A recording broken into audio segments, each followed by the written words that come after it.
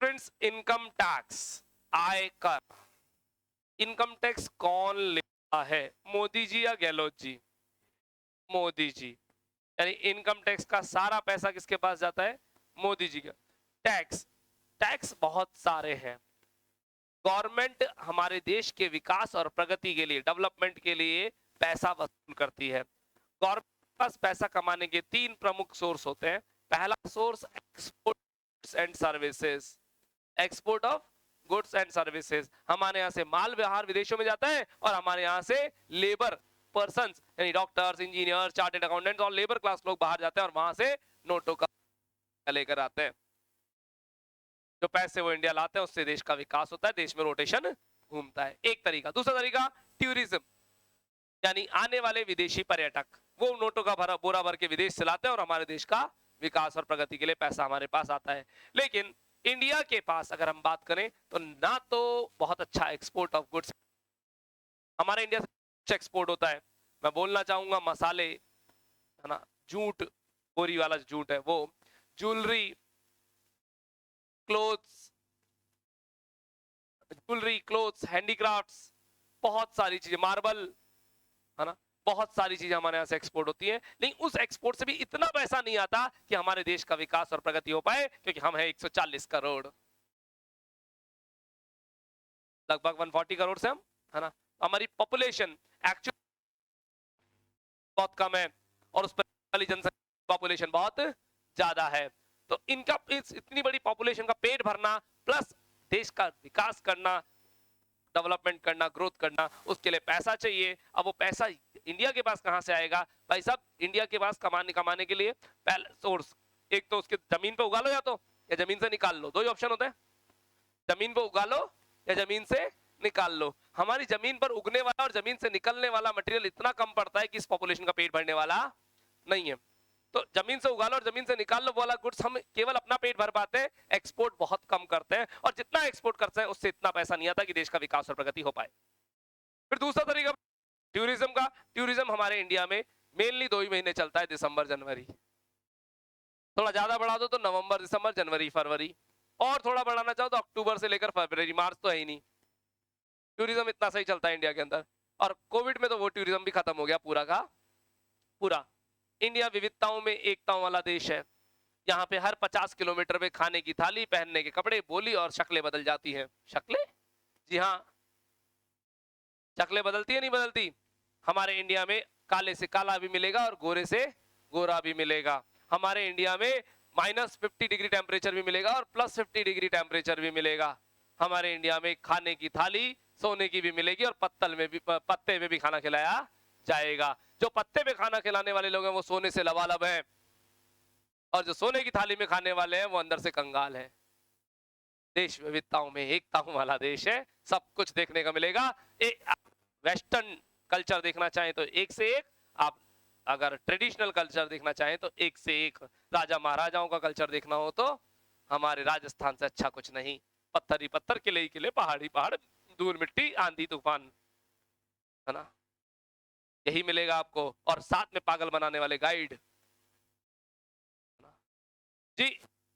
Market in the world, सारा पूरा पूरा वर्ल्ड इंडिया के मार्केट की तरफ देखता है, क्योंकि यहाँ पे कस्टमर को बेवकूफ बनाना बहुत आसान है। आप कोई सा भी प्रोडक्ट लेके चले जाओ इंडिया के अंदर आप बेच पाओगे। नॉर्थ में नहीं तो साउथ में, साउथ में नहीं तो वेस्ट में, सब चारों दिशाओं में अलग अलग तरह के लोग हैं। आप खूब बेच सकते हैं अपने प्रोडक्ट को। आपको बस प्रोडक्ट का गुणगान करना आना चाहिए, आराम से आप अपने प्रोडक्ट को बेच सकते हो। जितनी भी मल्टीनेशनल कंपनीज हैं, एमएनसीज हैं, वो सब इंडिया की तरफ आंखें चौड़ी करके देखती है कि इससे अच्छा मार्केट कुछ मिलने वाला नहीं है। तो वो कंपनी देखती है तो वो तो इंडिया से पैसा लेके जाती है भाई। आपने को इंडिया में पैसा लाना है और पैसा लाने के हमारे पास एक्सपोर्ट्स एंड सर्विसेज बहुत वीक, टूरिज्म बहुत वीक, तो फिर गवर्नमेंट के पास एकमात्र चारा बचता है लगान। हमारी भोली भाली जनता पे लगा दो टैक्स। वेरियस टैक्स इंडिया में है, GST, VAT, service tax, excise duty, custom duty, toll tax, है ना। बहुत दुख होता है उसमें, तो बहुत दुख होता है ना। टोल टैक्स सबसे ज्यादा पेन देता है हमको, है ना। ठीक है, तो इस तरह के टैक्सेस गवर्नमेंट वसूल करती है। कौन सी गवर्नमेंट लेती है? सेंट्रल गवर्नमेंट, स्टेट गवर्नमेंट, दोनों दोनों दोनों दोनों। कुछ टैक्स मोदी जी लेते हैं, कुछ टैक्स गहलोत जी लेते हैं, लेकिन हम बात करेंगे केवल इनकम टैक्स की। इनकम टैक्स पूरा का पूरा मोदी जी का है, गहलोत जी को इसमें एक सिंगल पैनी भी नहीं मिलती है, सिंगल पैनी भी नहीं मिलती गहलोत जी को, यानी स्टेट गवर्नमेंट का कोई लेना देना है ही नहीं, सारा का सारा सेंट्रल गवर्नमेंट का है। ठीक है, टैक्स को हमारी बुक में दो पार्ट में बांटा, इनकम और टैक्स। इनकम और टैक्स, इनकम निकालना अलग है पूरा प्रोसीजर, और टैक्स निकालने का प्रोसीजर पूरा अलग है। पहले क्या निकलता होगा, इनकम या टैक्स? पहले इनकम निकल, उसके बाद टैक्स की बात पूरी करी जाएगी। मैं करना चाहूंगा इनकम, तो मैंने कहा इसके लिए एक्ट बना हुआ है, income tax act 1961। Income tax act 1961। शांत प्लीज। तो हम लॉ पढ़ रहे हैं, जी हाँ हम लॉ पढ़ रहे हैं, इनकम टैक्स लॉ। इसको हमने दो पार्ट्स में तोड़ा, इनकम और टैक्स। ये टैक्स कौन लेता है?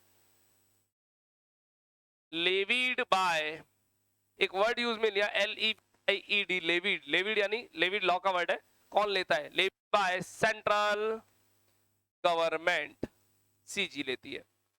इनकम के 5 हेड बनाए गए। हेड बोले तो हेडिंग्स। आप या तो कमाते होंगे सैलरी, या तो आपकी गवर्नमेंट जॉब होगी या फिर प्राइवेट जॉब। गवर्नमेंट जॉब या प्राइवेट जॉब से आने वाला वेतन आपकी सैलरीज हेड में आएगा, और उसमें सैलरी की इनकम। या फिर आपके होंगे कुछ मकान, उन मकानों से आता होगा किराया, इनकम फ्रॉम हाउस प्रॉपर्टी, इसमें रेंट की इनकम आती है, इनकम फ्रॉम हाउस प्रॉपर्टी। हमारे 6 मकान है, एक में हम रहते हैं, 5 मकानों को हमने किराए पे दिया हुआ है, जो रेंट की इनकम आती है उस पर भी टैक्स लगता है। आपके मन में एक बात आएगी, सर हमारे तो 5 मकान है, रेंट आता है, हमने तो आज तक टैक्स नहीं दिया उस पर। जी हाँ, आप टैक्स चोर हैं, मैं भी टैक्स चोर हूं, आपके पापा जी भी टैक्स चोर है, मेरे पापा जी भी टैक्स चोर है। जी हम टैक्स की चोरी करते हैं, बिल्कुल करते हैं, क्योंकि अगर टैक्स की चोरी ना करें, अगर नियमानुसार as per the rules tax properly देने लगे, तो हमारे पास कुछ बचने वाला नहीं है, इतना ज्यादा टैक्स लगता है। तो टैक्स की चोरी हम लोग करते हैं। सर तो इनकम टैक्स डिपार्टमेंट हमको पता नहीं चलता क्या? इनकम टैक्स डिपार्टमेंट को सब पता है, अगर वो अपनी पे आया पता करने पर, तो जो आपको नहीं पता कई चीजें वो भी निकाल लाएगा। बहुत गंदे होते हैं ये लोग, बहुत अच्छे भी होते हैं, सारी बातें हमारे सामने ला देते हैं। कई लोग, मैं आपको एक एग्जांपल देना चाहता हूँ, बड़ा मजे था। कोविड की जब नया नया कोविड आया था, थोड़ा टॉपिक से अलग छेड़ रहा हूँ मैं, बात अलग चल के चल रहा हूँ, ऐसे कुछ याद आया, उनके बच्चों को थोड़ा सा एंटरटेन करते हैं। जब नया नया कोविड आया तो सबकी ट्रैवल हिस्ट्री निकाली गई। ट्रैवल हिस्ट्री, कौन कहाँ कहाँ जाके आया पिछले महीने भर में, 1.5 महीने में, कोविड कहाँ कहाँ से लेकर के आए हैं। जो लोग बाहर से आए थे उनको क्या किया गया? क्वारंटाइन कर दिया गया कि आप 10 दिन 15 दिन 14 दिन तक एक रूम में रहेंगे। अब ट्रैवल हिस्ट्री निकाली, तो ट्रैवल हिस्ट्री कहाँ से निकालेंगे? अगर इंडिया के बाहर जाना है तो आप माइग्रेशन सॉरी इमिग्रेशन वालों के यहाँ चले जाओगे, एयरपोर्ट पे इमिग्रेशन काउंटर होता है, आपको इंडिया से बाहर जाना है तो इमिग्रेशन से निकलना पड़ेगा, पासपोर्ट चेकिंग के साथ इमिग्रेशन होता है, इमिग्रेशन वालों से चेक करके कौन कौन बाहर गए, आपके डिटेल निकाल ली, और पुलिस वाले उनके घर पहुंच गए। एक भाई साहब के घर पहुंचे, बोले आप थाईलैंड जाकर के आए? घर पे कलेश हो गए साहब, क्योंकि भाई साहब गोवा बोल के निकले थे। अपने घर से अपनी वाइफ को, अपनी फैमिली को क्या बोल के निकले थे? गोवा जाके आ रहा हूँ, और जाके आ गए थाईलैंड, है ना। अब घर पे कलेश होना चाहिए था, क्योंकि थाईलैंड स्पेशल जगह है ना। जिन्हें नहीं पता वो यूट्यूब करे, है ना। ठीक है, टॉपिक पर वापस आएंगे, है ना। नहीं, हम ऐसे इंडिविजुअल किसी पर अटैक नहीं करेंगे, है ना। चलिए टॉपिक पर आएंगे। तो रेंट की अगर इनकम हो रही है और आप रेंट की इनकम पे टैक्स बचा रहे हैं, टैक्स नहीं दे रहे हैं, आप टैक्स चोर हैं। जी हाँ, हम टैक्स की चोरी करते हैं, हम बातें छुपाते हैं, पर इनकम टैक्स डिपार्टमेंट को अगर आप मालूम करना हो तो आसानी से मालूम कर सकता है। सर इनकम टैक्स डिपार्टमेंट को पता कैसे चलेगा? ये आप छोड़ दीजिए, इनकम टैक्स डिपार्टमेंट के सोर्सेज बहुत खतरनाक हैं, कई चीजें जो आपको नहीं पता होती उनको पता चलती है। सर कैसे? बहुत सारी टेक्नोलॉजीज हैं अब तो, जिनमें सबसे बड़ी खतरनाक है आपका पेटीएम, गूगल पे, फोन पे, जीपीएस, आपके बैंक हिस्ट्री, और साथ में आपका आधार कार्ड। आप जहां पर भी जो भी ट्रांजेक्शन करेंगे वो सब आधार कार्ड से लिंक है।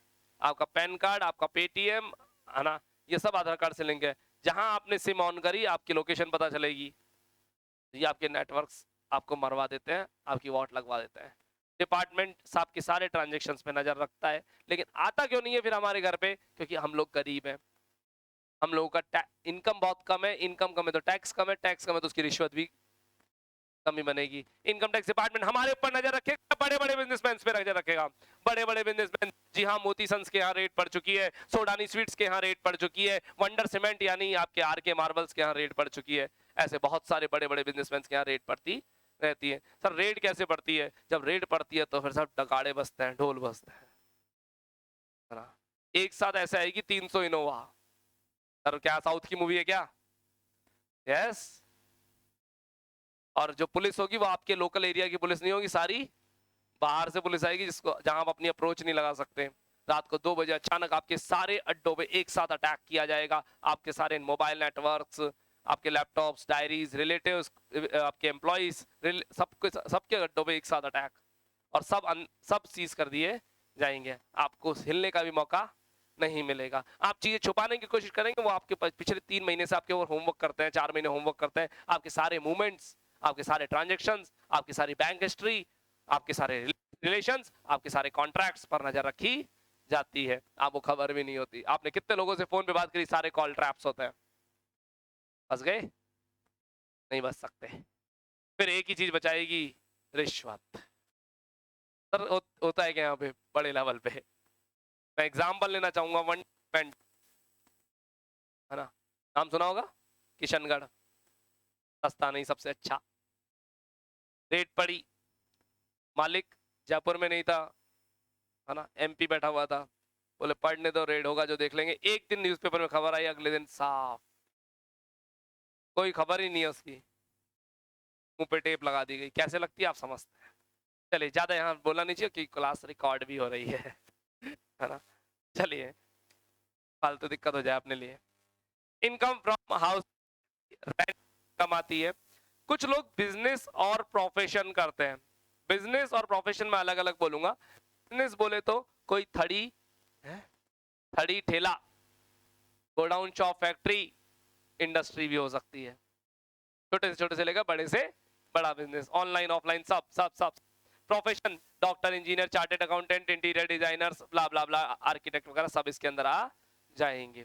तो इनसे होने वाली इनकम बिजनेस एंड प्रोफेशन में आएगी। अगर आप असेट्स बेच देते हो, ओहो भाई साहब, क्या अगर गुड्स बेचा तो that will be called business.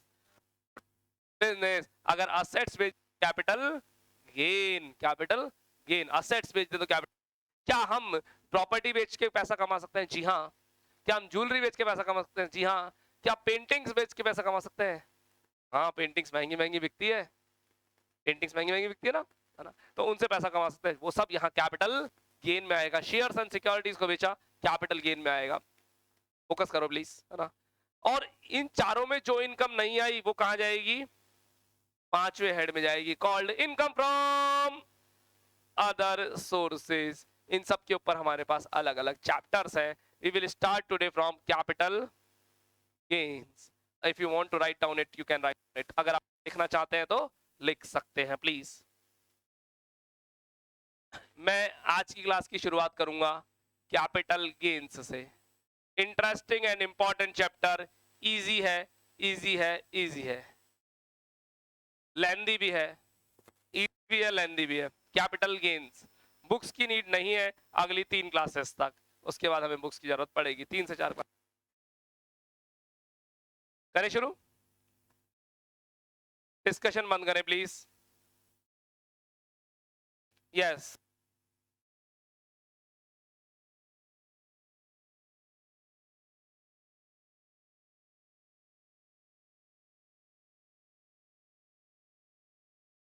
Capital gain की कुछ कंडीशंस हैं।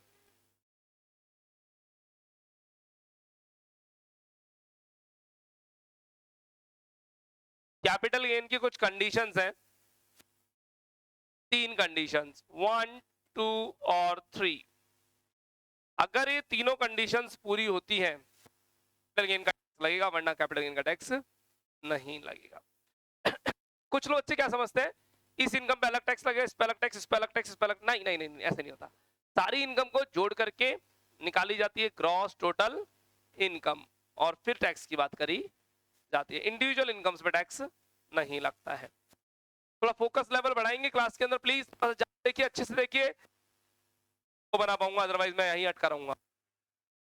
सबसे पहली कंडीशन, कैपिटल असेट होनी चाहिए, कैपिटल असेट होनी चाहिए। ये क्या होती है सर, बताएंगे अभी। कैपिटल असेट, मैं अगर बात करूं, सामने शंकर मिष्ठान भंडार है, अपने ऑफिस के ठीक सामने शंकर मिष्ठान भंडार है। शंकर मिष्ठान भंडार में मिठाइयां मिलती है, मिठाइयां उसका गुड्स है। नमकीन मिलती है, नमकीन उनका गुड्स है। मावा बेचते हैं, मावा उनका गुड्स है। अगर ये मावा मिठाई और नमकीन बेचते हैं, will be business, business business, वो क्या होगा, बिजनेस होगा।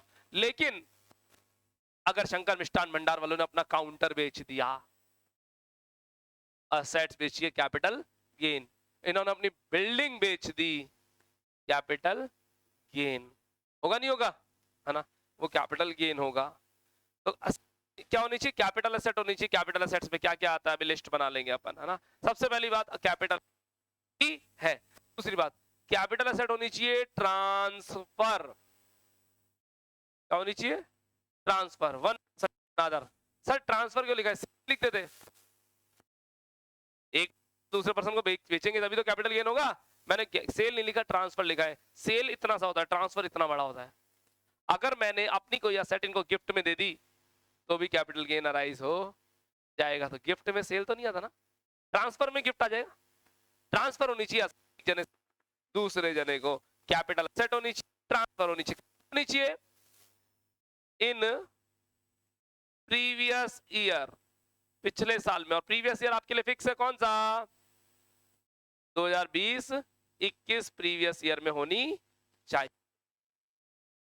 प्रीवियस ईयर 20-21 में होनी चाहिए। कैपिटल एसेट होनी चाहिए, ट्रांसफर होनी चाहिए, प्रीवियस ईयर 20-21 में होनी चाहिए। अगर कैपिटल एसेट आपकी ट्रांसफर हो रही है, 20-21 में हो रही है, तो कैपिटल गेन होगा और उस पर टैक्स लगेगा। कैपिटल असेट्स में क्या क्या आता है, लिखते जाइएगा साथ साथ, है ना। कैपिटल असेट्स में क्या क्या आता है, हम एक बार डिस्कस कर लेते हैं। आता है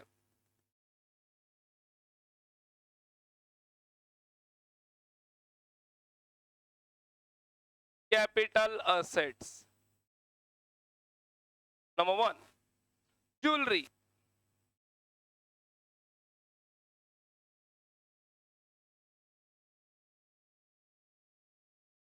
number 2 gold, silver, gold, silver, platinum,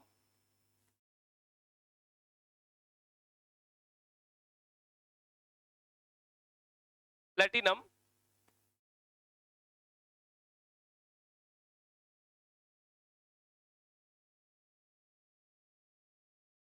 gold, silver, platinum, diamond and precious stones, diamonds हीरे और मूल्यवान पत्थर, precious stone.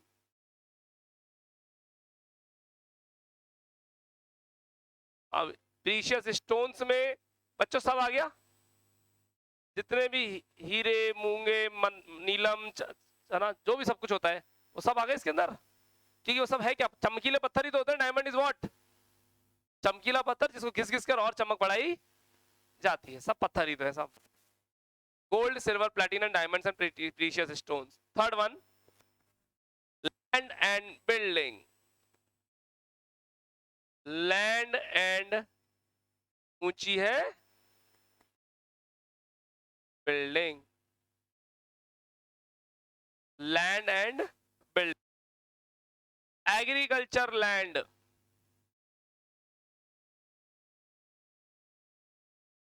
Agriculture land, bracket में लिखेंगे अर्बन एरिया। शहरी क्षेत्र में अगर कोई खेत है, खेत खेत लैंड बोले तो खेत, शहरी अगर कोई खेत है उसे कैपिटल एसेट बोला जाएगा बेचने पर। टैक्स लगेगा।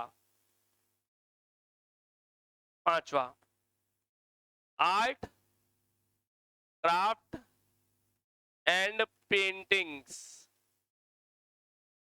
आर्ट क्राफ्ट एंड पेंटिंग्स दिखती है क्या?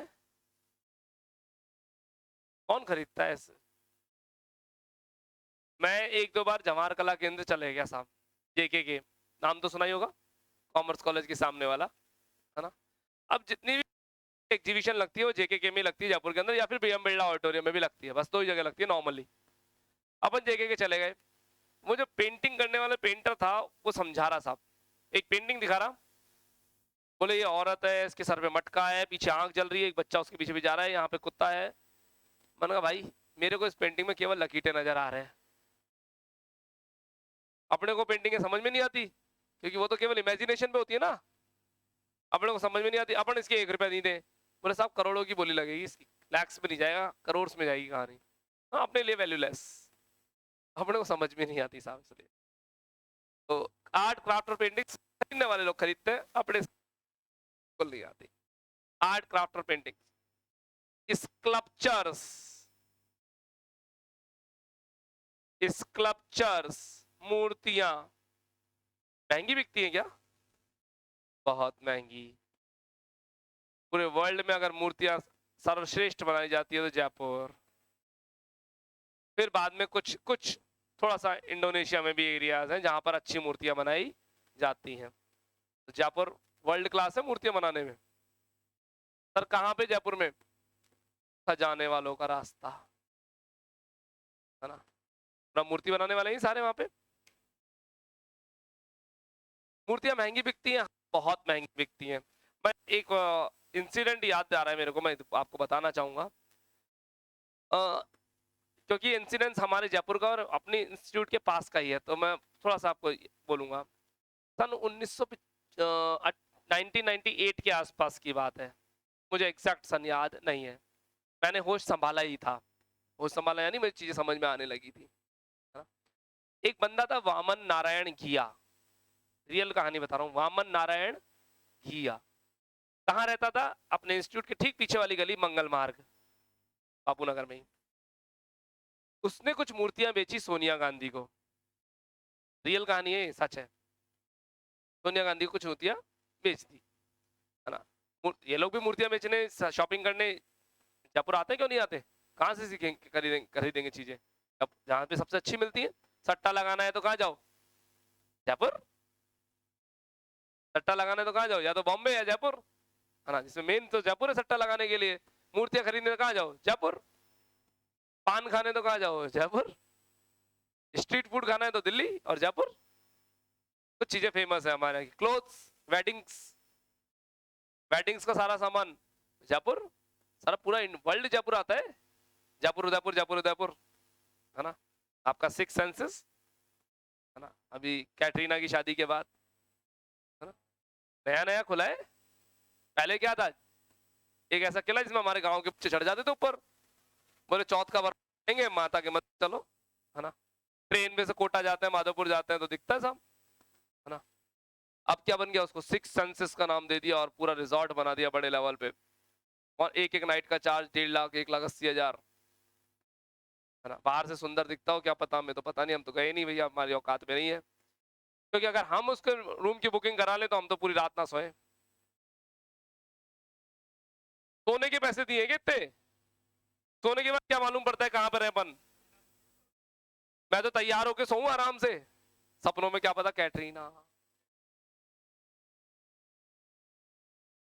अच्छे से रेडी होके सोना पड़ेगा। सर कैसी कैसी बातें करते हो। अरे मैं वामन नारायण की है, वापस टॉपिक पर आते हैं, आ जाओ। हाँ, अब सोनिया गांधी जी को मूर्ति तो बेच दी उसने, मूर्तियां बेचने का सोनिया गांधी जी के पास रखी हुई थी, किसी बंदे ने उस मूर्ति को पहचान लिया जो सोनिया गांधी जी के पास मिलने गया। मुझे एग्जैक्ट स्टोरी पूरी नहीं पता, मैं भी इस पर आज गूगल करूंगा, है ना, मिल जाएगी, वामन नारायण की नाम डालते ही मिलेगी, है ना। हाँ। इस बंदे, किसी बंदे ने सोनिया गांधी जी का मूर्ति को पहचान ली, मूर्तियां बोले एक्स वाई जगह से चोरी हुई थी, यानी वामन नारायण की मूर्तियां खरीद के बेचता था या स्मगलिंग करके। स्मगलिंग करके, मतलब चोरी की हुई मूर्तियों को सोल्ड आउट कर देता था, है ना। सोनिया जी को पता पड़ा, वामन नारायण किया जी आज भी जेल की चक्कियों में, जेल में चक्कियां काट रहे हैं, मतलब पीस रहे हैं, है ना। यस, है ना। अभी 4-5 साल पहले आज की स्टोरी वापस न्यूज़पेपर में आई थी कि वो मूर्तियां और वो सब कुछ आज भी वहीं पड़ा है, जेलों में सड़ रहा है ना। तो आप हल्का सा गूगल करके चेकआउट कीजिएगा, क्योंकि नियर बाय की है। क्या मूर्तियां बिकती है? जी हाँ, महंगी महंगी बिकती है और चोरी भी होती है ना। आइए 7th पॉइंट, बातें करते करते, गुडविल,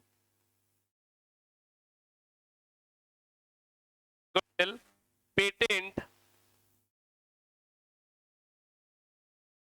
कॉपीराइट, ट्रेडमार्क एटसेट्रा। क्या गुडविल बिकती है? क्या गुडविल बिकती है? यस, नेम बिकता है। Name is what? Goodwill. Example ले लेते हैं छोटा सा। एक भाई साहब में सवाई माधोपुर में कॉमर्स की क्लासेस डालना चाहते हैं, तो उन्होंने मेरे से पूछा कि साहब मैं अपनी कॉमर्स क्लासेस का नाम लेखा कॉमर्स क्लासेस रख लूं क्या? नहीं, रखने तो नहीं दूंगा मैं ऐसे नाम। फायदा होगा क्या उनको? वो शर्मा कॉमर्स क्लासेस डाले तो अच्छा है या लेखा कॉमर्स क्लासेस डाले तो अच्छा है? लेखा थोड़ी सी गुडविल का बेनिफिट उठा जाएंगे। उठा सकते नहीं उठा सकते? बिल्कुल उठा सकते हैं थोड़ा सा। तो मैं उनको नेम फ्री में यूज लेने नहीं दे रहा। मैंने कहा मैं ₹1,00,000 दो, साल भर के लिए नाम यूज में लो। ये ₹1,00,000 मैंने अपनी गुडविल सोल्ड आउट कर दी, गुडविल बिकती है। 8th point, आर्कोनोलॉजिकल collections. अजीब सा नाम है, पुरातत्व विभाग के कलेक्शंस। आर्कोनोलॉजिकल कलेक्शंस, पुरानी पुरानी बाबा आदम के जमाने की चीजें महंगी बिकती होंगी ये। अजी म्यूजियम वाली। सबसे अच्छा एग्जांपल पीके का ट्रांजिस्टर, याद आया क्या? नहीं आया? पीके का ट्रांजिस्टर, उसके पास कपड़े तो थे नहीं, ट्रांजिस्टर ही था सब कुछ छुपाने के। हाँ, रेडियो ट्रांजिस्टर, है ना। पहचान गए? अब याद आ गया होगा, है ना। तो वो नॉर्मली थोड़ी मिलता है, आर्टिकल कलेक्शन है। कई बार हमारे घर में भी कुछ ऐसी पुरानी पुरानी चीजें मिल जाती है ना। बेचोगे तो महंगी महंगी, है ना। 9th पॉइंट, घर में रखी हुई है। आप भी म्यूजियम की चीज हो क्या? Shares and securities, shares and securities. And 10th point, all business assets, all business assets, bracket में plant and machinery, furniture etcetera. अगर ये सब चीजें बेचते हो तो कैपिटल गेन्स में आएगा। अगर ये सब बेचते हो तो कैपिटल गेन्स में आएगा। मैंने हेडिंग डाली नॉट कैपिटल असेट, लिखते जाए प्लीज। नॉट कैपिटल असेट्स, ऐसी कौन सी चीजें हैं जो कैपिटल असेट नहीं है, जिन्हें हम कैपिटल असेट में क्लासिफाई नहीं कर रहे हैं। Not capital assets,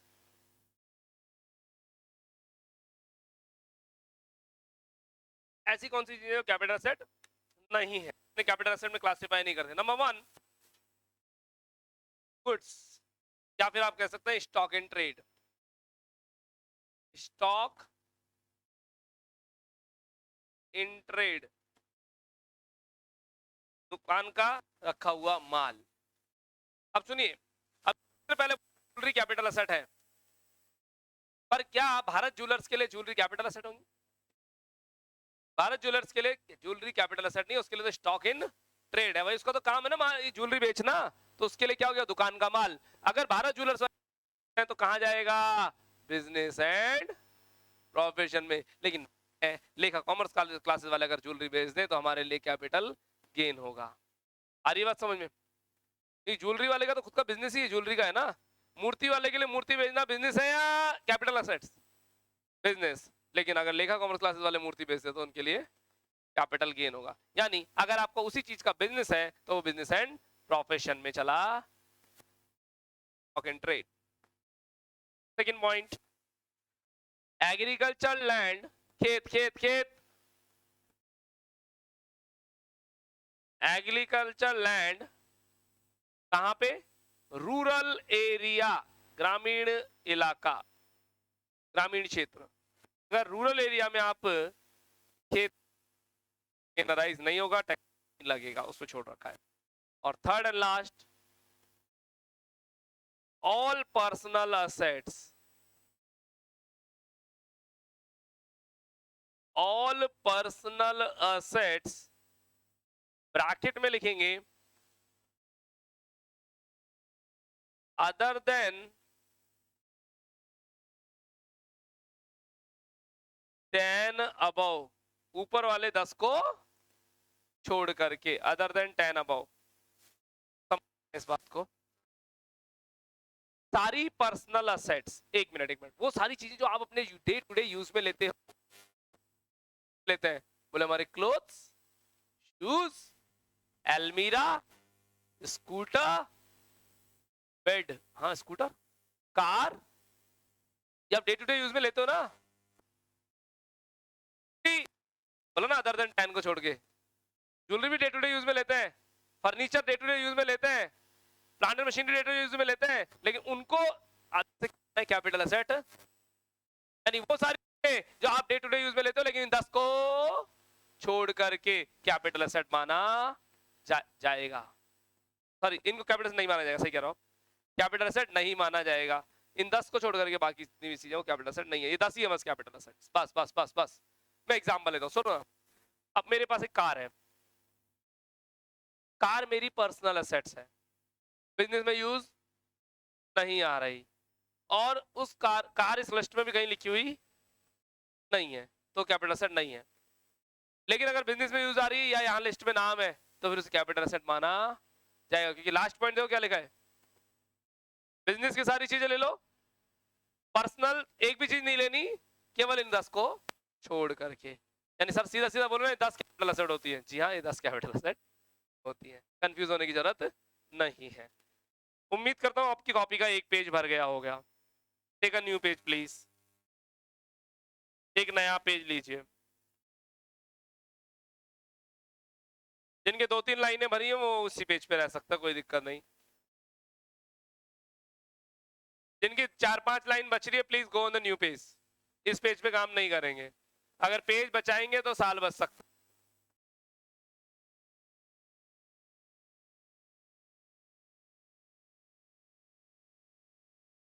capital gain, concentrate please, बातें करने की नहीं रखी है। कैपिटल गेन 2 प्रकार का होता है, शॉर्ट टर्म कैपिटल गेन और लॉन्ग टर्म कैपिटल गेन। शायद आपने नाम सुना होगा एसटीसीजी और LTCG, short term capital gain और लॉन्ग टर्म कैपिटल गेन। आइए क्लासिफाई करते हैं, आइए क्लासिफाई करते हैं। शॉर्ट टर्म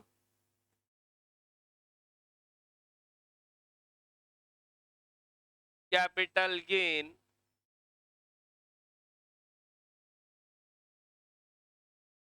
और long term capital gain, short term capital gain और long term capital gain.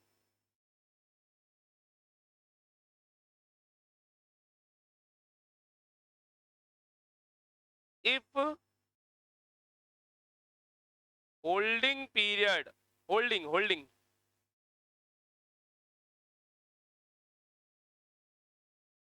up to 36 months, जहां मैंने लाइन चेंज करी है वही लाइन आप भी चेंज करिएगा।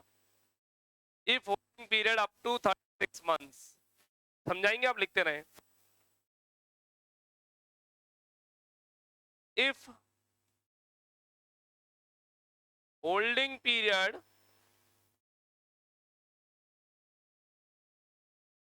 more than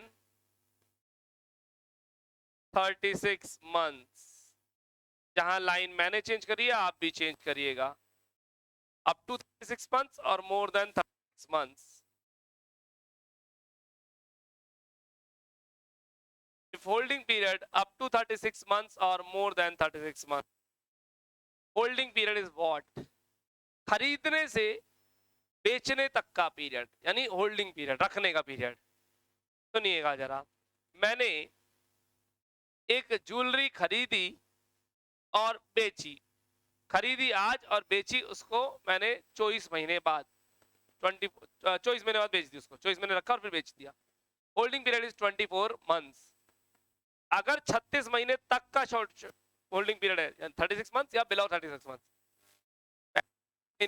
36 महीने भी हो गए तो शॉर्ट टर्म कैपिटल गेन बोला जाएगा, और 36 महीने से ऊपर जैसे ही रखा तो that will be called long term capital gain. यानी किसी असेट को रखने का पीरियड कितना है ये डिसाइड करता है वो असेट पर होने वाला gain short term capital gain कहलाएगा या लॉन्ग टर्म कैपिटल गेन। बात समझ में आ रही है क्या? 3 साल तक रखो शॉर्ट टर्म, 3 साल से ज्यादा रखा तो लॉन्ग टर्म कैपिटल गेन बोला जाएगा। ठीक है, थोड़ा नीचे चलते हैं। ये जो 36 मंथ्स की कहानी है ये कट करके 36 कहानी कट करके 12 मंथ्स बन जाती है। थोड़ा खुला खुला लिखिएगा, 2-3 लाइनें गैप चीजों में। Number 1, shares and debentures. Listed shares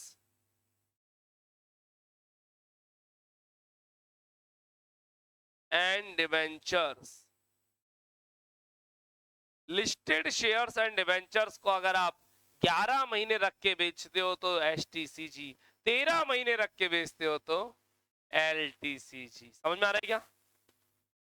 11 महीने तक रख के बेचा दो एसटीसीजी, 12 महीने रख के बेचा दो एसटीसीजी, 13 महीने रख के बेचा दो एलटीसीजी। यानी यहाँ का इनका कट ऑफ 36 महीने 12 महीने है। Zero coupon bonds, zero coupon bonds,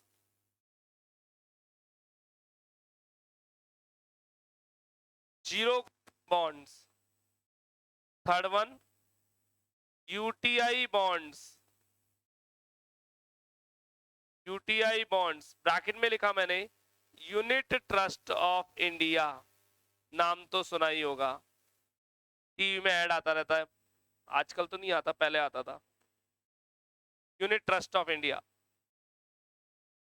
हम तो ऐड सुन के ही छोड़ देते हैं क्योंकि वो लास्ट में बोलता है शेयर मार्केट में निवेश बाजार जोखिमों के अधीन है,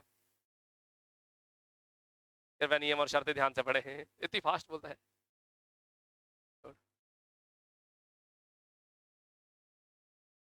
सर शेयर्स एंड डिवेंचर समझ में आया, ये लिस्टेड शब्द का मतलब क्या है? लिस्टेड लिस्टेड लिस्टेड, देखिए आज की डेट में बाजार में जितने भी शेयर्स एंड डिवेंचर है सारे लिस्टेड ही होते हैं। एक समय था जब लिस्टेड भी होते थे और अनलिस्टेड भी होते थे। सर लिस्टेड और अनलिस्टेड का मतलब रजिस्टर्ड और नॉट रजिस्टर्ड। मैं अगर बोलूं अभी जिन बच्चों ने इंस्टीट्यूट में फीस जमा करा रखी है आप सब लिस्टेड है, मतलब इंस्टीट्यूट की लिस्ट में आपका नाम आता है, आपके पास एक रजिस्ट्रेशन नंबर है या नहीं है? है। और जिन बच्चों ने फीस नहीं कराई वो क्या? अनलिस्टेड, वो लिस्ट में नहीं है। तो शेयर मार्केट में भी सेबी के पास हुआ है वो लिस्टेड, जिनका रजिस्ट्रेशन नहीं हुआ वो अनलिस्टेड। आज की रेट निकालना अलाउ ही नहीं है, इलीगल एक्टिविटी है। तो सारे होते ही कैसे हैं? लिस्टेड होते हैं, लेकिन हमारी बुक्स में लिस्टेड ही मिल जाता है और अनलिस्टेड मिल जाता है। तो लिस्टेड शेयर्स और डिबेंचर्स पे 12 महीने की कहानी लगेगी, नहीं लगेगी। याद केवल एक पॉइंट करना है, फर्स्ट सेकंड थर्ड भूला, सेकंड थर्ड को भूला। क्या आप मेरे पास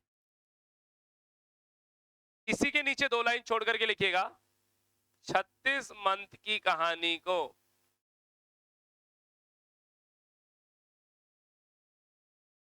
काट करके 24 मंथ्स कर लिया गया।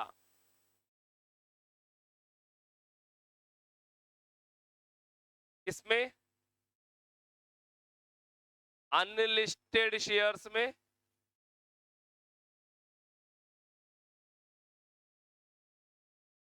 अनलिस्टेड शेयर्स में और लैंड एंड बिल्डिंग में। ध्यान से देखिए, मैंने अनलिस्टेड के साथ डिबेंचर लिखा या नहीं लिखा? नहीं लिखा। लिस्टेड में क्या लिखा था? शेयर्स एंड डिबेंचर्स दोनों। लिस्टेड शेयर्स डिबेंचर दोनों तो 12 महीने, अनलिस्टेड शेयर्स पर 24 महीने, यानी 24 महीने से कम रख के बेचा तो शॉर्ट टर्म, 24 महीने ज्यादा रख के बेचा तो long term. Land and building में 24 महीने से कम रख के बेचा तो शॉर्ट टर्म, 24 तो लॉन्ग टर्म। लेकिन अनलिस्टेड डिबेंचर्स कहां गए? बोले उनके लिए अलग से कोई रूल नहीं है। अनलिस्टेड डिबेंचर पे कॉमन रूल लगेगा 36 महीने का। भाई जनरली सारी एसेट्स पे कौन सा रूल है? 36 महीने का। इन 3 पर स्पेशल रूल 12 महीने का, इन 2 पे स्पेशल रूल 24 महीने का। ये दोनों एक्सेप्शनल केस हो गए। अब जो नहीं में वो उन पे क्या? 36 महीने। भाई मैंने नहीं लिखा यहाँ पर से ज्वेलरी, ज्वेलरी नहीं है ना कहीं, ज्वेलरी पे क्या रूल लगाओगे? 36 महीने। मैंने नहीं लिखा एग्रीकल्चर, सॉरी लैंड तो उसमें चले जाएगी।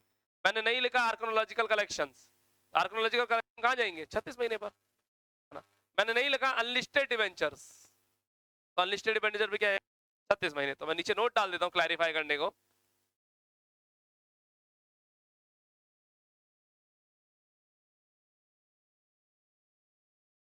अनलिस्टेड डिबेंचर्स 36M, 36M 36 महीने।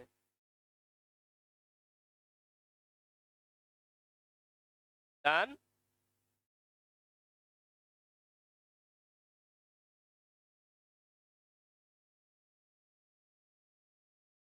कंप्लीट करें, कंप्लीट करें, प्लीज कंप्लीट करें। Done, fine. थोड़ा और पढ़ेंगे, आइए। उम्मीद करता हूं आपने सब कुछ लिख लिया होगा बोर्ड से। बट आओ स्टोरी सुनाता हूं। सुनिए प्लीज। आज से कुछ साल पहले हमने एक लैंड परचेज करी थी, अमाउंट से 3 लाख रुपए की।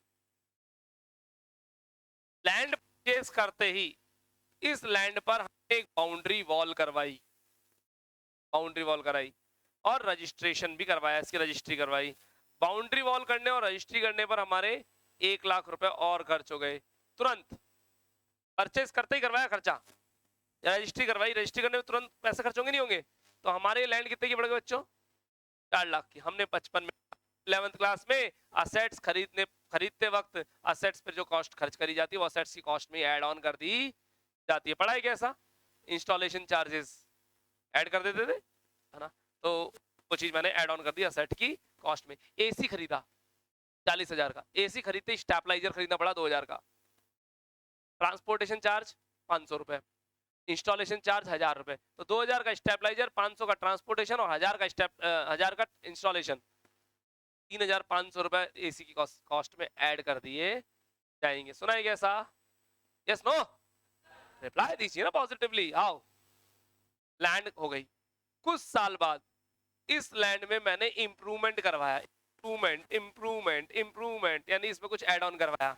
लैंड में ऐड ऑन क्या होगा? या तो और लैंड ली या इसमें मैंने कंस्ट्रक्शन करवा दिया, है ना। इंप्रूवमेंट क्या बोलते हैं? यानी और ऐड ऑन कर देना, इंप्रूवमेंट, है ना। ये मैं टैक्स की लैंग्वेज बोल रहा हूं। इंप्रूवमेंट करवाने में मेरे 2 लाख रुपए खर्च हो गए, 2 लाख रुपए खर्च हो गए। ठीक है, उस टाइम बाद मैंने एक और फ्लोर बनवाई, एक और इंप्रूवमेंट। हो सकता है ना, आपका घर भी तो ऐसे बना धीरे धीरे, है ना। घर नया वाला नहीं, इंप्रूवमेंट। और फिर इंप्रूवमेंट में मेरे 1.5 लाख रुपए और खर्च हो गए। डन, ठीक है। प्रीवियस ईयर 2020-21 में मैंने इस मकान को, इस पूरी लैंड और बिल्डिंग को सोल्ड आउट कर दिया से ₹12 लाख में, 12 लाख रुपए में बेच डाला। क्या? तो जिसको बेचने हमसे कहा कि इसमें आप व्हाइट वॉश करवा के दो, पेंट करवा करके दो। है ना। तो पेंट करवाने एंड व्हाइट वॉश करवाने पर हमारे कुछ एक्स्ट्रा खर्चे हो गए, दैट इज रुपीज से 30,000 रुपीज। ठीक है, स्टोरी समझ में आ रही है पूरी? मैं रिपीट कर देता हूँ। लैंड खरीदी 3 लाख की, एक पड़ गई, एक बार फ्लोर फ्लोर में 2, एक बार और फ्लोर बनाई रुपए 1.5 लाख की, बेच दिया इसको 12 लाख में, और बेचते वक्त हमारे खर्चे हुए 30,000 रुपए। सामने वाली पार्टी ने कहा 30,000 रुपए आपको खर्च करने पड़ेंगे जिसको हमने बेचा। तो एक मिनट, पूरी कहानी को क्या बोलते हैं जरा सुनना। देखिए, सेल कितने में किया आपने? 12 लाख में। एक्सपेंसेस आपकी जेब से कितने हो गए? 30,000 बेचते वक्त, है ना। तो जेब में कितने आए? 1170। 1170 में से खरीदने की कॉस्ट क्या थी? Purchase cost 4 lakh. इंप्रूवमेंट आपने एक बार कितने का कराया, और फिर एक बार इंप्रूवमेंट और कितने का कराया? 1.5 लाख का। 4 5 6 7 7.5 लाख खत्म कर दे इसमें से, तो 11,70,000 में से 7,50,000 हटा दो नेट। मेरे पास कैपिटल गेन कितने का हो गया? 4,30,000 रुपए। क्या ये बात समझ में आ रही है क्या? इस पूरे को टेक्निकल लैंग्वेज में क्या बोलते हैं, आओ दिखा देता हूं। इसको बोलते हैं full value of consideration. Full value of consideration, जितने में डील डन हुई, जितने में डील डन हुई, full value of consideration 12 lakh. Expenses on transfer, बेचते वक्त मेरी जेब से कितना खर्चा हुआ? बेचते वक्त कितना खर्चा हुआ? 30,000। Net value of consideration, pocket में नेट कितना आया? 11,70,000। ये फिगर्स मैंने मन से लिए, मैं कुछ केवल समझाना चाह रहा हूँ, हल्का सा माइंड में सॉफ्टवेयर दिखा रहा हूँ आपको ना। This is called cost of acquisition. Cost of acquisition, cost of acquisition, खरीदने की लागत, अक्वायर करने की कॉस्ट। कॉस्ट ऑफ एक्विजिशन, खरीदने की लागत 4 lakh. This two are called cost of improvement. Cost of improvement, एक को कॉस्ट ऑफ एक्विजिशन, एक cost of improvement. Cost of improvement उसमें बनाने की लागत, और ये आ जाता है मेरे पास last capital gain. I repeat, full value of consideration जितने में डील डन हुई 12 लाख। एक्सपेंसेस ऑन ट्रांसफर, जो हमारी जेब से खर्चा हुआ बेचते वक्त 30,000। Net value of consideration 11,70,000। Cost of acquisition 4 lakh. Cost of improvement 2 lakh. Cost of improvement 1.5 lakh, 2 बार हुई। कॉस्ट ऑफ इंप्रूवमेंट कितनी भी बार हो सकती है। लास्ट में आ गया हमारे पास कैपिटल गेन। इस तरह का कुछ चैप्टर चलेगा। इस चैप्टर सारे क्वेश्चन ऐसे ही करने सॉल्व। हार्ड है क्या? में थोड़ी सी अजीब सी लग सकती है, वो हम क्लास में डिटेल में देखेंगे। इस पूरे नोट्स को पढ़ करके आइएगा, कल क्लास इंपॉर्टेंट रहने वाली है। आज के लिए इतना ही, थैंक यू। क्लास ऑनलाइन भी अवेलेबल होगी, रिसेप्शन आपकी मदद करेगा। फोन नंबर 9983912345, कॉलिंग और व्हाट्सएप दोनों के लिए। Thank you.